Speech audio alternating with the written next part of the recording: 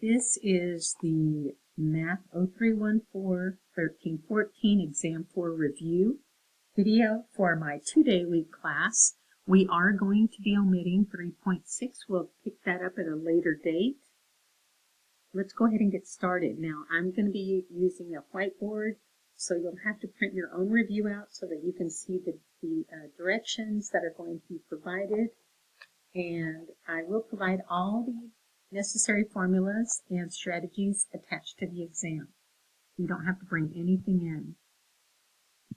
Okay, so for numbers 1, 2, because it is parabolas, this is section 3.1.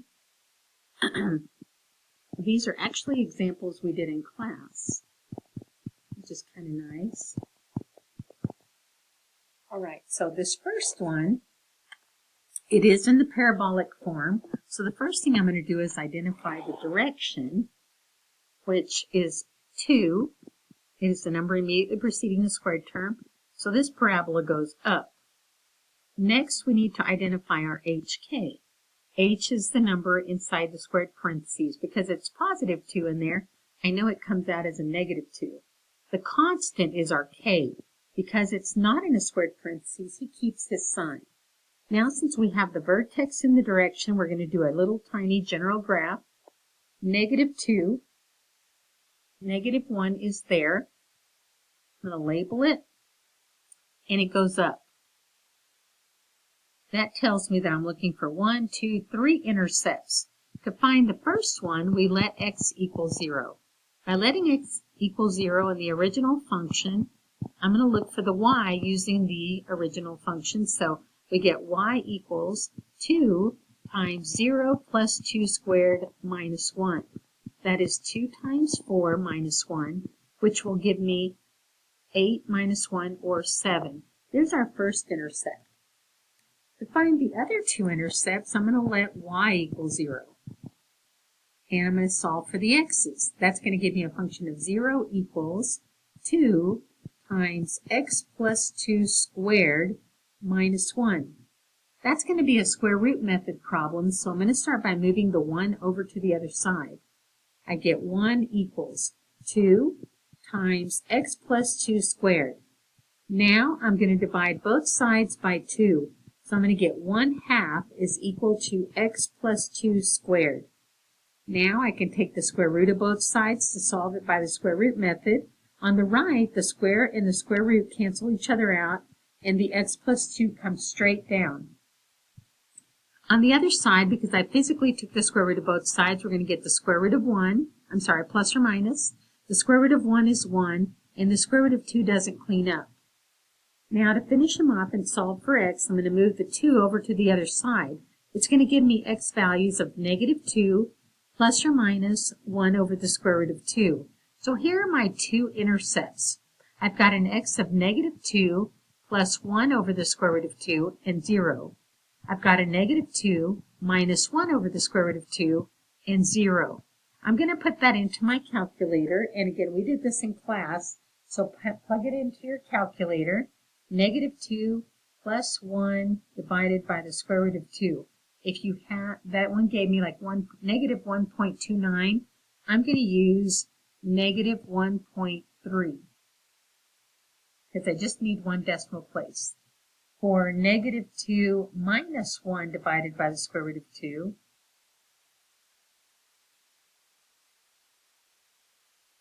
I get negative 2.7. Okay, that gives me the decimals to help locate, but you only get points for those that you find in the standard form. So let's give ourselves a graph. And looks like the biggest number is 7, so I'm going to do 8 units in every direction.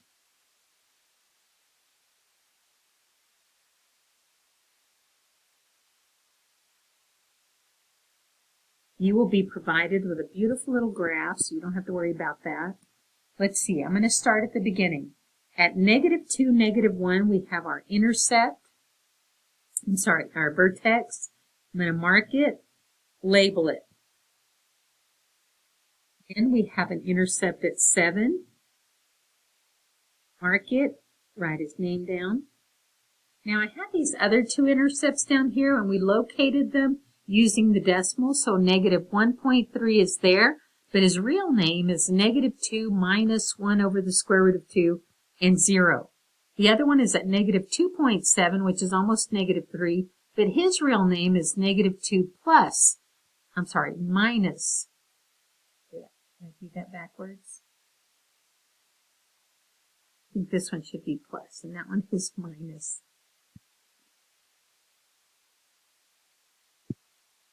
That's minus 1 over the square root of 2 and 0. And so we're going to draw it in. Very good. And everything's labeled. Now the domain, remember the domain on every one of these is always negative infinity to infinity. And the range would be what I get when I read it from the bottom up. The lowest or smallest y value is negative 1, and it goes all the way up to infinity. Let's get the second one in.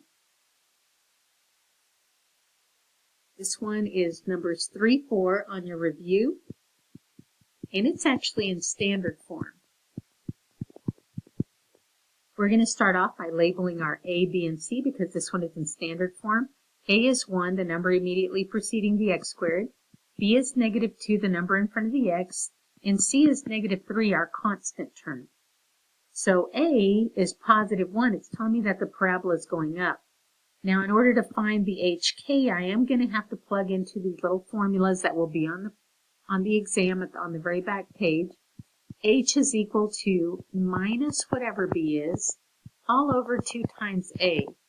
I'm going to get 2 over 2, which is 1. Again, if I'm going too quickly, please slow down the video or pause it as you catch up each time. K is the function evaluated at H, which we know is 1. The function evaluated at 1 would be 1 squared minus 2 times 1 minus 3. Clean that up on your calculator. And that's going to give me a negative 4. So there's our vertex and our direction. We're going to do our general graph. 1, 4 is here. Because it goes up, I can go ahead and label it on the bottom. And it goes up. So I figure out that there are 3 intercepts I'm looking for. To find the first one, I'm going to let x equals 0 into the original function and find the corresponding y value. We get y equals 0 squared minus 2 times 0 minus 3. So 0, negative 3 is our first intercept. To find the second and third intercepts we're looking for, we let y equal 0. If I let y equal 0, that's going to say 0 equals x squared. Oops, I forgot to plug in. Oh, no, I didn't. We let y equal 0, it's going to say 0 equals x squared minus 2x minus 3. Luckily, that factors, or if you're allergic to factoring, use the quadratic formula every single time. This is going to give us x values of 3 and negative 1, which makes our intercepts 3, 0 and negative 1, 0.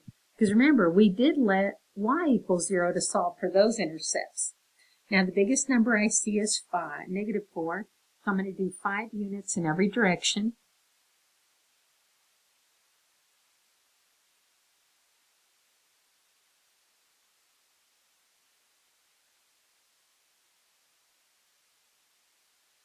So I'm going to start at 1, negative 4. And remember, everything has to be labeled. And it also crosses at 0, negative 3. Mark it, write his name down. It crosses at negative 1, 0. I'm going to mark it, write his name down. Mark it, write his name down. Oops, let me make that neater.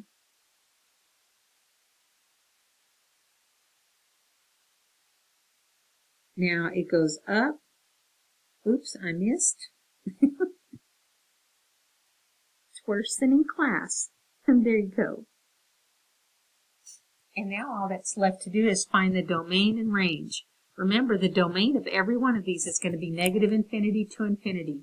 In the range, if I look for what's the smallest y got, or what's the lowest it went, negative 4, all the way up to infinity. All right, I'll see you in the next video.